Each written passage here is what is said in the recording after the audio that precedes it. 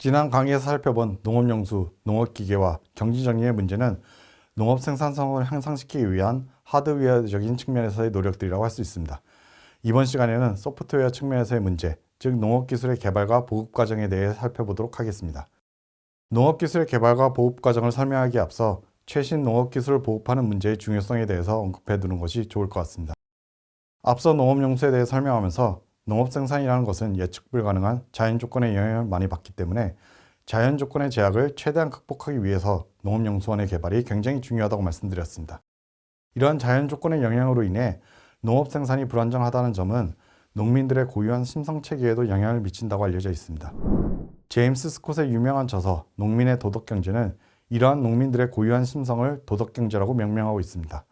생기에 대한 욕구를 농민의 근원적인 목표라고 하면서 변덕스러운 자연 조건을 비롯해 생계를 위협하는 다양한 사회정치적 조건에 대비하여 농민이 최소한의 생계를 유지하기 위해 어떠한 장치들을 마련하고 있는지를 분석하고 있습니다.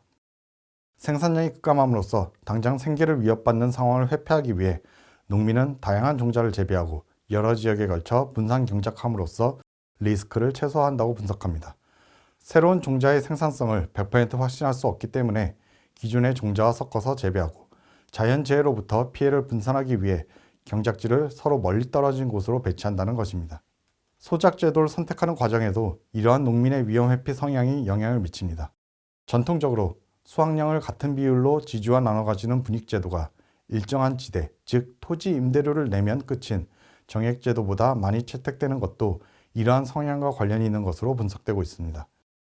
즉, 자연재해로 기근이 올 경우 정액제도 하에서는 임대료를 지급하고 남는 것이 아예 없게 되어 생계 자체를 위협받을 수 있지만 분익제도 하에서는 생산량의 일정 비율만 임대료로 내게 되고 적게나마 자기 몫은 챙길 수 있어 생계를 위협받는 극단적인 상황까지는 가지 않을 수 있습니다. 정액제도를 채택하고 있는 경우에도 기근 시기에 지주로부터 임대료 납부를 면제받을 수 있는 것과 같은 지주와 소작인 간의 호혜적 관계가 형성되어 있다고 합니다. 농민들의 경우 농업이라는 산업의 고유한 특성 때문에 이와 같이 위험 회피적인 성향을 갖게 되고 역사적으로도 그러한 제도를 발전시켜 온 것으로 이해할 수 있습니다. 이러한 말씀을 드리는 것은 이러한 농민의 보수적인 심성이 농업에서 신기술을 채택하는 데 종종 장애 요인으로 작용하고 있기 때문입니다. 흔히들 관행농법이라고 이야기합니다. 새로운 농업기술을 보급하는 과정에서 종종 관행농법을 포기하지 않으려는 농민의 저항에 부딪히게 된다고 합니다. 성과가 명확하게 증명되지 않는 이상 농민은 새로운 기술을 채택하는 것을 주저하게 됩니다. 따라서 농업기술의 개발과 보급 과정도 말처럼 쉽사리 이루어지는 것이 아님을 우선 생각할 필요가 있습니다. 그런데 한국에서는 이 과정에서 비교적 성공적이었다는 평가를 할 수 있습니다. 그러한 성공 요인을 중심으로 한번 살펴보도록 하겠습니다. 현재 한국에서 농업기술의 개발과 보급 사업은 농촌진흥청이 전적으로 담당하고 있습니다. 그러나 초창기에는 개발과 보급 사업이 이원화되어 있었습니다. 1950년대까지만 해도 농업기술연구기관은 서울대 농과대학, 농사시험장, 농사계량원 등의 기관에서 담당하였고 기술을 보급하는 지도사업은 행정기관, 농업협동조합, 토지계량조합 등이 분산적으로 수행하였습니다. 1957년 미국 미네소타 농과대학장인 메이시 일행이 작성한 보고서에 기초하여 기술지도 사업을 행정기관으로부터 분리하여 전문적인 기관이 전담하도록 하는 제도가 잠시 시행되다가 다시 번복되는 과정을 겪기도 합니다. 그러던 것이 1961년 박정희 정부가 들어서면서 농촌 지도 사업의 효율화 논의가 다시 불거지게 되는데 여러 우여곡절 끝에 결과적으로 농촌진흥청을 설립하는 것으로 마무리되게 됩니다. 그 결과 현재와 같이 농촌진흥청이 농업기술의 개발과 보급을 일원하여 담당하는 체제가 정착하게 되었습니다. 이와 같은 한국의 제도는 농업기술의 개발과 보급 과정에서 높은 효율성을 보인 것으로 평가되고 있습니다. 농촌진흥청의 지역별 조직을 통해 취합된 현장의 애로사항과 과제가 상급 연구기관으로 전달되어 신기술 개발로 이어지고 이렇게 개발된 기술은 다시 일선 조직을 통해 현장에 보급되는 체계를 갖출 수 있었다는 것입니다. 이 과정이 이해관계를 달리하는 여러 부처나 기관에 분산되어 있었다면 어떠한 기술을 개발하고 보급할지 선정하는 문제에 있어 불필요한 조정이 필요하고 신기술이 적시에 필요한 곳에 보급되는 것이 지연되었을 수 있다는 것입니다. 특히 이러한 일련의 과정을 전문적인 기관이 법률에 근거하여 편성된 독립적인 예산을 가지고 수행할 수 있도록 하였기 때문에 안정적이고 지속적으로 기술 개발과 보급이 이루어질 수 있었다고 평가되고 있습니다. 한편 기술을 보급하는 실무적인 과정에서 채택한 여러 활동들도 눈여겨볼 필요가 있습니다. 먼저 주재 지도사 제도를 활용하였습니다.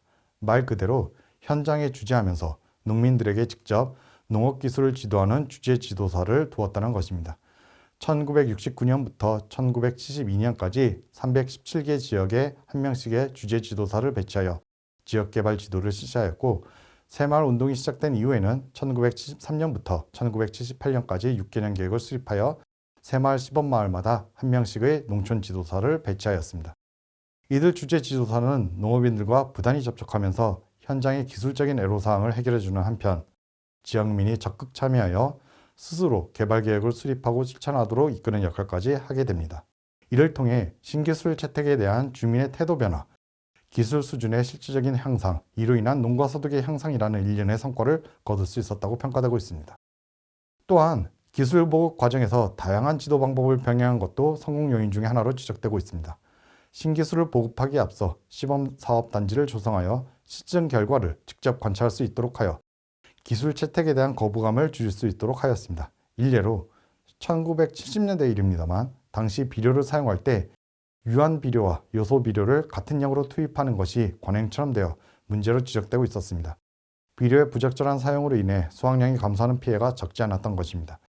이를 해결하기 위해 유한 비료와 요소 비료의 투입 비율을 각기 달리한 전시포를 설치하여 농민들이 직접 그 결과를 눈으로 볼 수 있게 함으로써 적절한 기술을 채택할 수 있도록 유도했다는 사례가 전해지고 있습니다. 전시포 설치 등의 시범사업 실시 외에도 슬라이드, 비디오 교재 등의 시청각 자료 및 라디오, TV 농가 방송 등 대중매체를 통한 정보의 전달, 그리고 농촌 마을 내 확성 장치를 통해 기술 지식의 확산 등의 방법 등이 동원되기도 하였습니다.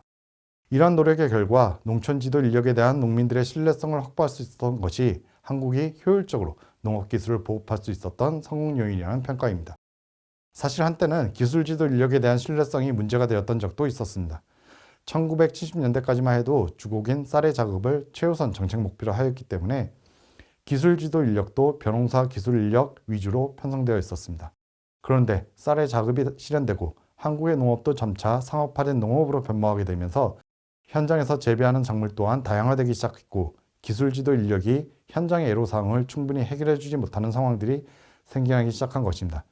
시대 변화에 따라 현장의 요구가 더욱 다양화되었기 때문에 이들의 전문성을 강화하는 것이 새로운 과제로 떠오르게 됩니다.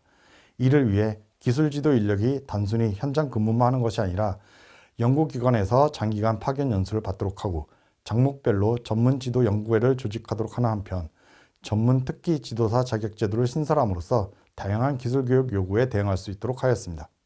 이번 시간에는 농업 기술의 개발과 보급 과정에 대해 살펴보았습니다. 이와 관련한 한국의 추진책과 함께 실제 현장에 기술을 보급하는 과정에서 현장의 신뢰를 얻고 신기술 채택의 가능성을 높이기 위해 어떠한 방법을 사용했는지를 위주로 말씀드렸습니다. 역시 자세한 내용은 별도로 제시한 참고 자료를 보시면 좋을 것 같습니다. 다음 강의에서는 이번 강의를 마무리하는 의미에서 한국의 농업 생산성 향상과 관련된 향후의 과제가 무엇인지 간단히 살펴보고 끝마치는 것으로 하겠습니다.